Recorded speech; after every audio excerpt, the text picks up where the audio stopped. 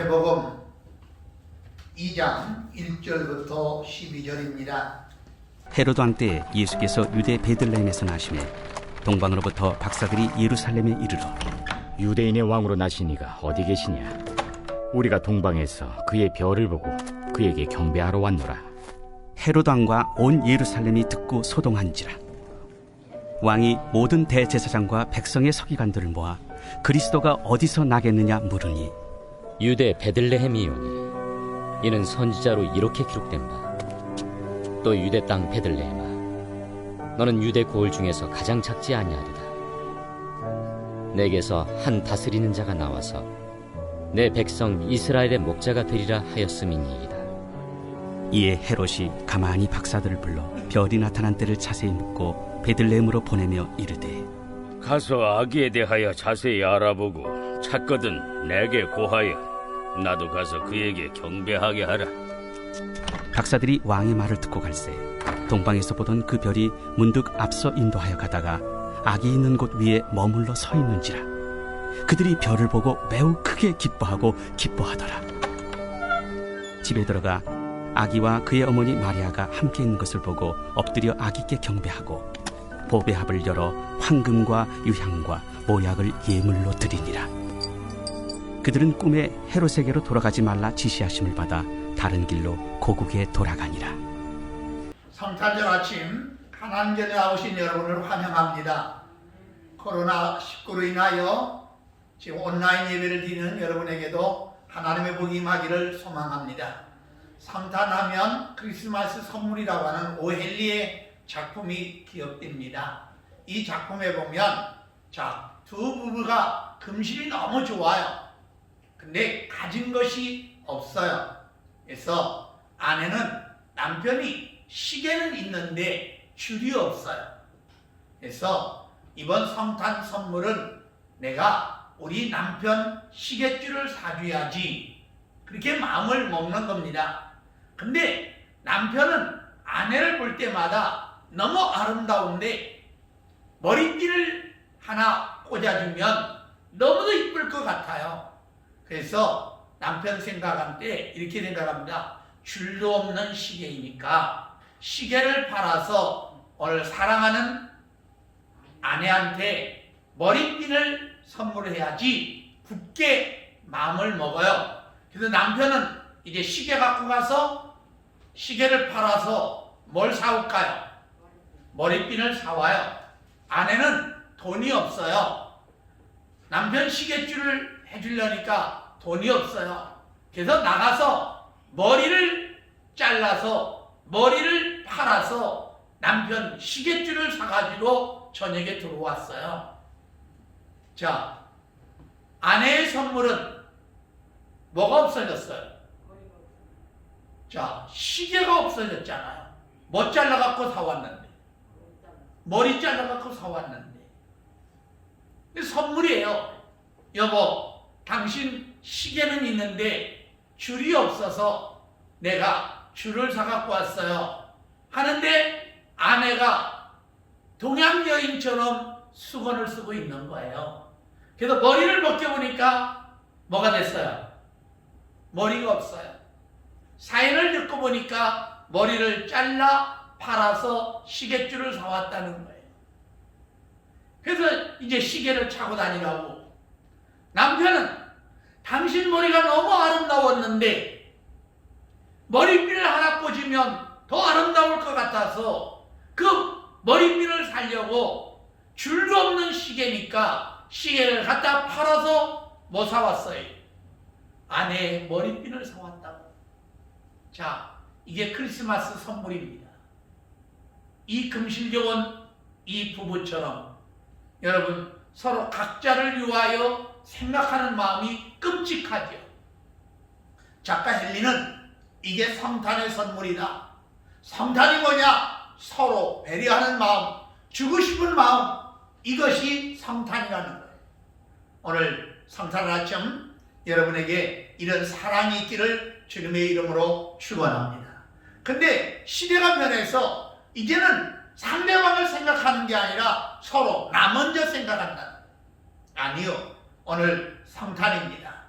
다윗의 동네에 너희를 위하여 구주가 나셨다. 이 땅에 오신 것은 온 백성에게 미칠 좋은 소식이다. 큰 소식이다. 기쁨의 소식이다. 좋은 소식이라는 거예요.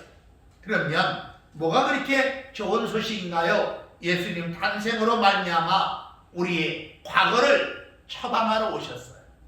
에벤에셀, 여기까지 하나님 나를 도우셨다. 성탄절 아침 하나님이 여기까지 우리를 도우신 줄 믿습니다. 1년 내내 코로나로 인하여 얼마나 힘듭니까? 또 확진자가 오늘 최고로 많이 나왔다고 합니다. 1241명 나왔다고. 그런데 이렇게 많이 나와도 여러분들 하나님 전에 와서 예배할 수 있다는 게 감사한 줄 믿으시기 바랍니다. 그러면 현재는요, 임마누엘, 하나님이 우리와 함께 하시다. 여러분, 예수가 우리 안에 들어오면 우리는 모든 문제가 다 해결될 줄 믿습니다. 그 예수 탄생입니다. 그래서 오늘 축하하는 겁니다. 미래는요, 깜깜하지 않나요? 걱정하지 마세요. 여호와 이래 하나님이 다 예비하신단다. 그 예비하는 예수님, 그 예비한 예수님을 만나는 시간 되기를 주님의 이름으로 축원합니다. 그러면 이제 동방 박사들이 가서 찾아서, 자, 이제 11절 가도록 합니다. 2장 11절, 마태복음 2장 11절 가도록 합니다. 자, 같이 한번 읽도록 하겠습니다. 시작. 집에 들어가 아기와 그의 어머니 마리아 함께 있는 것을 보고 엎드려 경배하고 보배약을 열어 황금과 유향과 모략을 예물로 드리니라. 아멘. 자, 이제 동사를 영을 치야 됩니다. 그 집에 들어가 1번입니다. 자, 그 집에 들어가. 그 다음에 마리아 함께 있는 것을 보고. 자, 여러분, 예배는 하나님 집에 와 보고. 누구한테 보는 거예요? 하나님 예수님을 보고. 자, 그러면 봤다면 어떻게 해야 돼요? 엎드려 경배하고. 할렐루야. 성탄절은 엎드려 뭐 하는 날? 경배하는 날. 근데 여기까지 찾아왔잖아요. 누가 보면은 마구간에 찾아가니까 예수님이 계셔. 예수님을 보자마자 그 땅에 엎드려요. 그러면 마구간에 엎드리는 양탄자 가는 게 아니잖아요. 짐승의 변도 있고 지저분하지만 거기에 예수님께 엎드려 뭐 했다고요? 경배하고. 죄인입니다. 나는 정말 예배할 수도 없는 죄인입니다 하고 엎드리는 자가 되기를 소망합니다. 그러면 경배하고 그 다음에 또 이제 보세요. 보배합을 뭐 했어요? 열어. 가장 귀중한 것을 열어야 돼. 마음이 열려야 돼. 마음이 열리면 집이 열리고 집이 열리면 은혜가 열릴 줄 믿습니다. 그래서 열어서 자, 이제 세 가지를 드렸어요. 뭘 드렸나요? 황금, 또 유향, 또 모략을 뭘로 드렸어요? 예물로 드렸더라. 아멘. 뭘로 드렸다고요? 예물로. 자, 결혼을 서로 약속하고 반지를 주고받을 때, 반지 주고받을 때 그러지 않죠? 뭐 주고받았다고 해? 결혼을 안 해봐서. 결혼을 안 해봐서 잘 몰라요. 그러나 봐요. 그렇지만 이게 예물이에요. 그냥 금반지가 아니에요. 그만 다이아가 아니에요. 뭐라고요? 예물. 마음의 표시로, 마음의 징표로 드리는 거예요. 이게 뭐예요? 예물이에요. 예배는 성탄절 아침은 하나님께 뭘 드리는 날? 예물을 드리는 날. 할렐루야. 오늘 예물로 드리는 여러분 되기를 소망합니다. 그러면 황금, 당신은 만왕의 왕입니다. 아멘. 당신은 왕입니다. 또 유향을 드렸습니다. 유향, 영광입니다. 그러면서 기도입니다. 당신은 신성입니다. 우리를 위해 중보자입니다. 그러나 모략, 십자가의 은혜입니다. 구속의 은혜. 그래서 그가 탄생을, 자, 이제 가도록 합니다. 그가 탄생한 것은, 자, 이제 보세요. 왜 이 땅에 오셨나? 자, 이 1장 21절로 가도록 하겠습니다. 마태복음 1장 21절입니다. 자, 1장 21절 한번 같이 읽도록 합니다. 시작.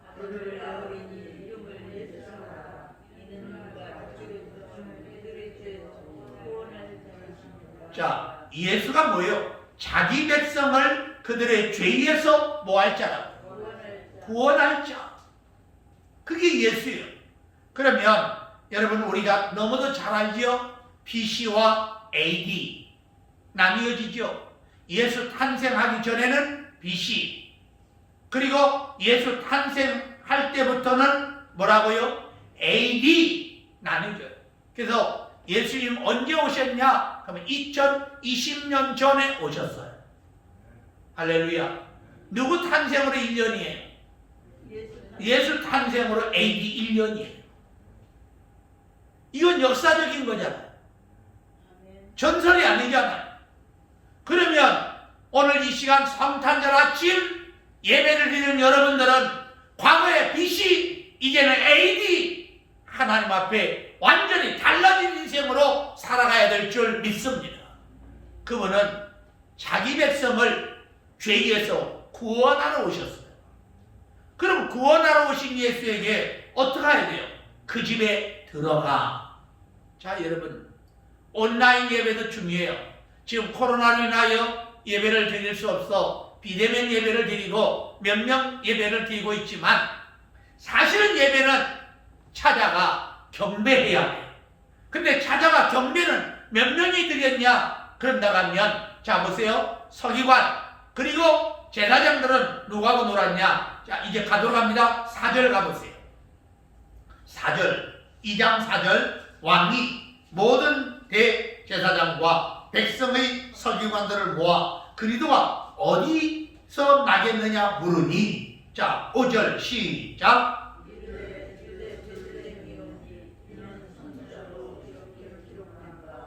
자 보세요. 지금 대제사장들, 서기관들을 헤롯이 불렀어요. 어디서 왕이 나겠느냐 그랬더니 알고 있어요. 미가서 5장 2절. 어디서 난다고요? 베들레헴. 장소가 어디라고요? 베들레헴. 근데 동방박사들은 별을 보고 가다가 별을 잃어버렸어요. 별을 잃어버리니까 자기들 생각에 왕은 예루살렘에 날 거야. 그리고 헤로데 때 가서 유대인의 왕이 나시니 어디냐 하고 2절 가서 봅니다. 유대인의 왕으로 나신 이가 어디 계시냐? 우리가 동방에서 그의 별을 보고 그에게 뭐하러 왔노라? 이게 실수입니다. 뭐가 실수인지 이해가 안 되죠. 분명히 미가서에 장소가 기록되어 있어요. 어디에서 나겠느냐? 베들레헴 지적되어 있어요.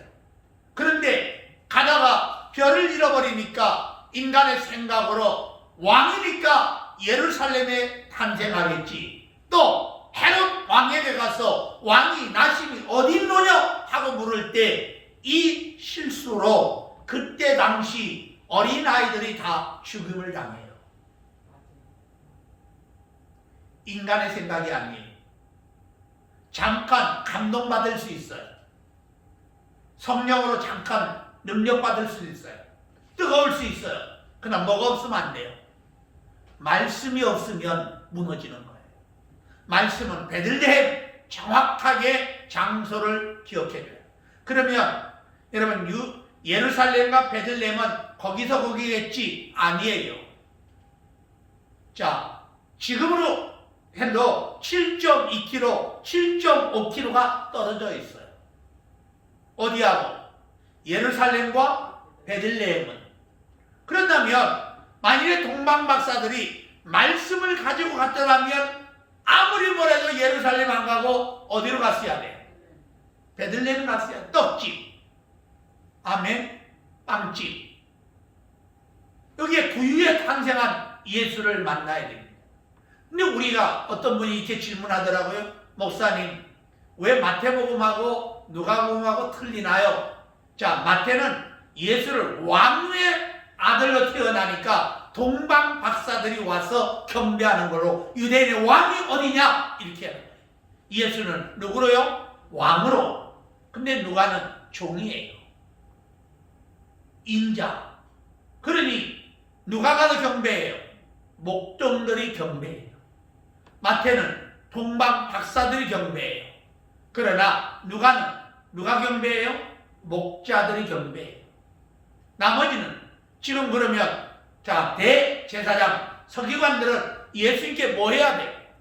경배해야 되는데 누구하고 있어요 지금? 헤롯 왕하고. 그리고 나심이 어디냐? 머리로는 베들레헴 알고 있어요. 그러나 경배는 안 했어요. 이게 지금 마지막 시대의 문제입니다. 여러분, 대제사장과 서기관들은 누구 때문에 먹고 살아요? 예수님 때문에 먹고 사는 거 아니에요. 복음 때문에, 신앙으로. 그런데 찾아가 뭐 하지 않았어요? 경배하지 않았어요. 지호 누구 붙들고 얘기하고 있어요? 헤롯 왕하고. 그래서 젊은 아이들을 다 죽이는 일에 동참해요. 이건 아니요. 그러다가 별을 보아요. 자, 이제 갑니다. 그러면 목사님, 별이 뭔가요? 하늘의 별인가요? 자, 여러분, 별이 뭔가? 우리는 이 별에 대해서 많은 이야기를 하고 있습니다. 그러나 별은 예수 그리스도를 가리키는 겁니다. 자, 그러면 이 별이 이제 예수 그리스도다. 이 말은 뭐냐면 샛별. 우리는 하나님 안에서 여러분 안에 샛별이 떠오르기까지 해야 될 줄 믿습니다. 이 샛별이 누구냐? 예수 그리스도예요. 그러면 광명한 새벽별, 이 별이 뜨야 하나님께 영광이 될 줄 믿습니다. 그래서 마태복음의 별이라고 하는 것을 창세기에 보면 하나님께서 별이라고 했어요. 그러면 네 자손의 별이 나오리라. 또 광명한 새벽별, 한 별이 야곱에서 나오고 민수기 24장 17절에 베드로후서 1장 19절에 샛별이 너희 마음에 떠오르게 하라. 계시록 22장 16절에 광명한 새벽별 그랬어요. 그러면 성탄절 여러분 마음에 뭐가 띄어야 돼요? 별이 띄어야 돼요. 성탄절 아침 여러분 마음에 샛별이 뜨기를 주님의 이름으로 축원합니다. 그래서 그 샛별에게 예수에게 경배하다, 절하다, 엎드리다, 가치를 돌려야 돼요. 이 아침은 성탄절이에요. 여러분 절하고 엎드리고 가치를 돌리는 예배가 살아나기를 소망합니다. 아멘. 그러면 자, 이제 예배를 드려요. 예배를 드리면 헤롯이 이렇게 얘기합니다. 자, 2장 7절 가볼까요? 7절. 자, 7절, 8절 같이 가도록 합니다. 시작. 이에 헤롯이 가만히 박사들을 불러 별이 나타난 때를 자세히 묻고 베들레헴으로 보내며 이르되 가서 아기에 대하여 자세히 알아보고 찾거든 내게 뭐하라? 고하라. 나도 가서 그에게 뭐하리라? 경배하게 하라. 자, 여러분, 이 경배는 음모의 경배입니다. 살인의 경배입니다. 왜 그러냐? 자, 이제 16절 가보도록 합니다. 자, 16절 가볼까요? 16절 가도록 합니다. 다 같이 한번 읽도록 합니다. 시작. 이에 헤롯이 박사들에게 속은 줄 알고 심히 노하여 사람을 보내어 베들레헴과 그 모든 지경 안에 있는 산의 아이를 박사들에게 자세히 알아본 그때를 기준하여 2살 때부터 그 아래로 다 뭐 했어요? 뭐 했어요? 죽이니. 이게 경배입니까? 경배하는 자는 살인하네. 근데 지금 위태로니까 소동이 일어났어요. 뭐가 일어나냐? 3절 가봐요. 3절. 헤롯 왕과 온 예루살렘이 듣고 뭐가 일어났어요? 소동이 일어났어요. 차분하게 예수를 경배하지 아니하고 뭐가 일어났다고요? 소동이. 그리고 어린아이들을 다 죽였어요. 그러면 이 경배는 음모의 경배잖아요. 살인의 경배잖아요. 이게 아니에요. 그러나 동방의 박사들은 여기가 아니로구나 이제 깨닫고 가다가 다시 별이 나타나요. 자, 이제 10절 가도록 합니다. 자, 10절 가서 보도록 하겠습니다. 자, 10절 시작. 아멘. 잃어버렸던 별이 나타나니까 뭐예요? 크게 기뻐하고 또 뭐예요? 기뻐하더라. 성탄절 잃어버린 신앙 다시 회복함으로 여러분 안에 기쁨이 회복되기를 주님의 이름으로 축원합니다. 아멘. 오늘 성탄절은 기쁨이에요. 축하해. 그럼 어떻게 할 때 기쁨이 되냐? 별을 보고 그랬어요. 잃었던 별이 다시 나타나니까 기뻐하고 또한 뭐예요? 기뻐하는 거예요. 이 아침 신앙이 회복되면 기쁨이 회복될 줄 믿습니다. 믿음이 회복되므로 기쁨이 회복돼야 돼요. 명령되지 않지만 여러분 안에 기쁨이 회복되기를 축원합니다. 할렐루야. 뭐가 회복돼야 돼요? 기쁨이, 평안이 회복돼야 돼요. 자, 우리가 사도행전을 공부하다 보면 이렇게 얘기죠. 자, 사울로 인하여 교회가 박해가 되니까 교회를 잔멸하기 시작해요. 교회가 잔멸이 뭐냐면 멧돼지가 포도나무가 이제 포도가 연글어가지고 딸철 다 됐어요. 근데 멧돼지 떼가 포도밭에 들어와가지고 그 포도나무를 다 쥐었고 다닌 거예요. 근데 나무가 다 부러지고 포도송이들이 다 멧돼지 발에 뭐예요? 다 이끌어졌어요. 멀리서 보면 무슨 바다예요? 피바다예요. 이것이 잔멸입니다. 그래서 이 일로 인하여 백성들이 크게 울더라. 울었어요. 그랬더니 그 성에 기쁨이 충만하더라.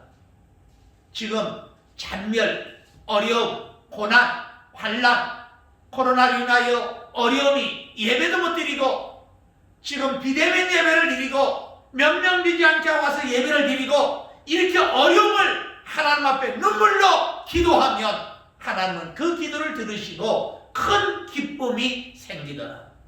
이 기쁨이 성탄의 복이에요. 이 아침 여러분들의 기쁨이 회복되기를 주님의 이름으로 축원합니다. 그것은 다시 뭘 볼 때? 별을 볼 때. 아브라함 보세요. 너에게 정령님한테 아들을 주리라. 그러니까 아브라함이 자기를 보고 이렇게 얘기합니다. 내가 늙었고 우리 집사람은 경수가 끊어졌는데 내가 어찌 아이를 낳으리요?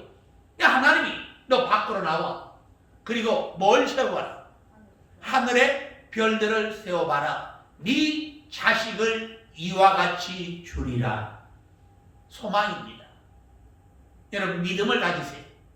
오늘 이 시간 믿음을 갖고 기뻐하고 또한 기뻐하는 여러분 되기를 축원합니다. 한번 따라합시다. 믿음을 가지고 기뻐하고 기뻐하자. 그렇죠. 아브라함은 바랄 수 없는 중에 바라고 믿었어요. 하나님 이걸 의로 여기시고 그에게 저 기한이 이르면 아들을 주어서 하나님 나를 웃게 하시니 듣는 자가 나와 함께 웃으리로다. 성탄은 기쁨이 회복되는 거예요. 이 아침 어떤 어려움이 있습니까? 여러분 마음속에 고민이 있습니까? 남몰래 흐르는 눈물이 있습니까? 우리 주님께서 여러분의 눈물을 씻겨주시고 기쁨을 주실 줄 믿습니다. 엘리야를 하나님의 사자가 찾아와 어루만져 주잖아요. 엘리야야 네가 왜 낙심하냐? 왜 절망하냐? 일어나 먹으라 하고 어루만져 주셨던 그 하나님의 손길이 이 아침 여러분 한 분 한 분을 다 어루만져 주시기를 소망합니다. 여러분의 영을 어루만져 주시고 여러분의 마음을 어루만져 주시고 여러분의 육을 어루만져 주셔서 그 식물의 힘을 의지하여 40주 40일을 행하여 하나님의 산 호렙에 이르더라. 이것이 바로 기쁨입니다. 이 시간 예배를 드린 여러분 이것이 회복되기를 소망합니다. 자, 그러면 이제 12절로 가도록 하겠습니다. 12절 같이 읽도록 합니다. 시작.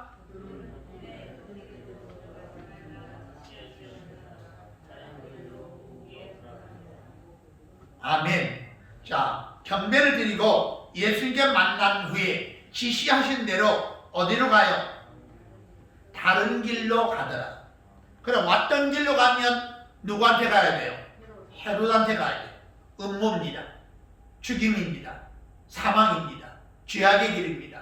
그러나 이제는 왔던 길로 가는 게 아니라 엎드려 경배하고 예수님께 고백을 열어 황금 유황 오략을 드린 후에 갈 때는 어느 길로 가요? 어느 길? 다른 길이에요. 왔던 길이 아니에요. 이게 뭘까? 신앙생활이 뭐냐? 왔던 길이 아니라 다른 길로 지금까지 이대로 신앙하다가는 주님 못 만날 것 같으니까 주님이 원하는 길, 하나님이 원하는 그 길을 걷는 저와 여러분 되기를 주님의 이름으로 축원합니다. 누구의 지시를 받아 다시 갑니다. 그들은 꿈에 헤로데에게로 돌아가지 말라. 뭘 받았어요? 지시함을 받아 다른 길로 고국으로 가더라. 지시를 받았어요. 자, 여러분 오늘 하나님 앞에 영광이 되기를 주님의 이름으로 축원합니다. 자, 성탄절 여기까지 오신 여러분, 이제 우리는 다른 길로 돌아가야 돼요. 하나님이 원하는 길, 하나님이 인정하는 길, 이 길로 걸어가자 이겁니다. 신앙이란 하나님의 뜻을 찾아가는 거예요.